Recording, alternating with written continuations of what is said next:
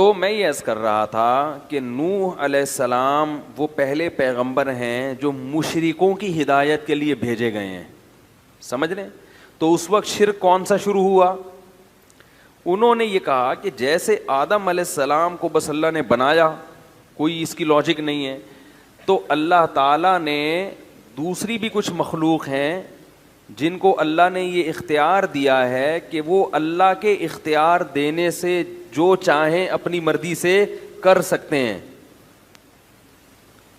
سمجھ رہے ہو؟ تو یہ یعنی کب شروع ہوا یہ والا شرک؟ نوح علیہ السلام کے دور میں. اور اس میں دو چیزیں بڑی عجیب تھیں. ایک یہ کہ انہوں نے یہ نہیں کہا کہ اللہ نے ان فلاں فلاں کو تمام اختیارات دے دیے ہیں, بلکہ اس والے کو اللہ نے بارش کا اختیار دیا, اس والے بت کو اللہ نے ود, سوا, یغوث, یعوق, نصر, یہ 5 بت تھے مشہور. تو کیا کہتے تھے؟ اس کو اللہ نے بارش کا اختیار دیا کہ یہ اپنی مرضی سے جب چاہے گا بارش برسا سکتا, باقی چیزوں میں یہ دخل اندازی نہیں کر سکتا. یعنی اگر بادل نہیں بھی ہیں, کوئی محکمہ موسمیات والے کہہ رہے ہیں کہ کوئی امکان نہیں ہے, لیکن یہ شوں کرے گا اور بادل آ جائیں گے. یہ بہت اہم مضمون ہے, اس کو اچھی طرح سمجھیں. اور جو شارٹ کلپ بنا بنا کے فتنہ اور فساد پھیلا رہے ہیں نا, وہ پورے میری اس مضمون کو شائع کریں, پھر اس کا جواب دیں مجھے. دوسرا, وہ کہتے تھے اولاد کا اس کو ہے, یہ فلاں والے کو ہے, یہ اولاد دلوا دے گا آپ کو, چاہے کوئی سائنٹیفک لاجک نہیں ہوگی اولاد کی, کوئی اس کے بھی اولاد کے جراثیم نہیں ہے, بیوی بھی بانجھ ہے, مگر یہ اس کے پاس جب جاؤ گے, اس سے دعا مانگو گے تو اولاد کیا ہو جائے گا؟ اولاد ہو جائے گی. اس لیے نہیں کہ اس کو اختیار ہے, بلکہ اللہ کے اختیار دینے سے اس کے پاس بھی اختیار آ گیا ہے. کیونکہ اتنی سینس ان میں بھی تھی کہ یہ پتھر کے بنے ہوئے بت یہ تو تھے ہی نہیں, یہ کیا کر سکتے ہیں, یہ تو ہم نے بنائے ہیں اپنے ہاتھوں سے. لیکن وہ یہ کہتے تھے کہ ان کو گاڈ گفٹڈ صلاحیتیں ان کے اندر.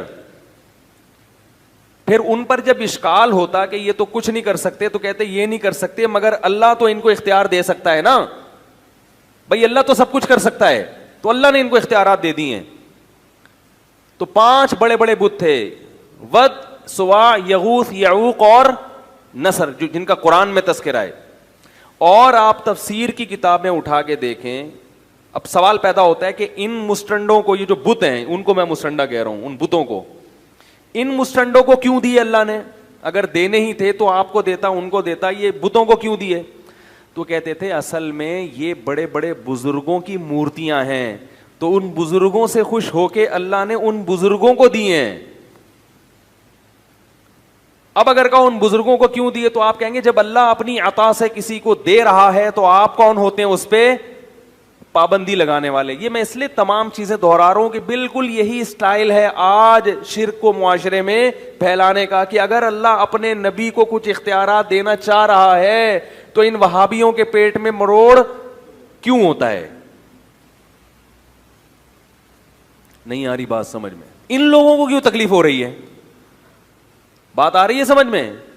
پبلک کو کیوں؟ جب اللہ اپنے محبوب, اپنے حبیب سید الانبیاء, یا ان کو اگر اللہ اپنے اختیار سے اختیارات دے رہا ہے تو لوگوں کو اس پہ اشکال کیوں ہو رہا ہے؟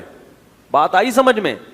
تو نوح علیہ السلام اسی شرک کی نفی کے لیے دنیا میں آئے تھے کہ اللہ جس سے خوش ہوتا ہے اسے جنت تو دیتا ہے, اسے دنیا میں اعلیٰ مقام تو دیتا ہے, اسے لوگوں کا مقتدا اور رہبر تو بناتا ہے, اسے نیک صالح اولاد تو دیتا ہے, مگر اپنے اختیارات میں اس کو شرکت نہیں دیتا. یہی تو شرک ہے جس کی نفی الحم سے لے کے والناس تک قرآن میں ہے کہ اللہ کسی کو ایسا پروٹوکول نہیں دیتا. اور اسی کو اللہ نے اپنے ساتھ الوہیت میں شرک قرار دیا, معبودیت میں, کہ مجھے میرے جیسا معبود کیوں تراش لیا تم نے, حالانکہ وہ مانتے تھے کہ یہ اللہ جیسے نہیں ہے. ہندو بھی ان بتوں کو ویسا بھگوان نہیں سمجھتے جیسا وہ آسمان پہ بیٹھے ہوئے خدا کو بھگوان کہتے ہیں, یہ ویسا نہیں ہے, لیکن اس نے ان کو کیا دیے ہوئے ہیں؟ اختیار دیے ہوئے ہیں. بات آ رہی ہے سمجھ میں؟ تو اللہ نے کسی کو بھی اسباب سے ہٹ کے کسی بھی قسم کا کوئی بھی اختیار بولو بھائی نہیں دیا. اسی شرک کی نفی کے لیے قرآن آیا ہے اور انبیاء آئے ہیں.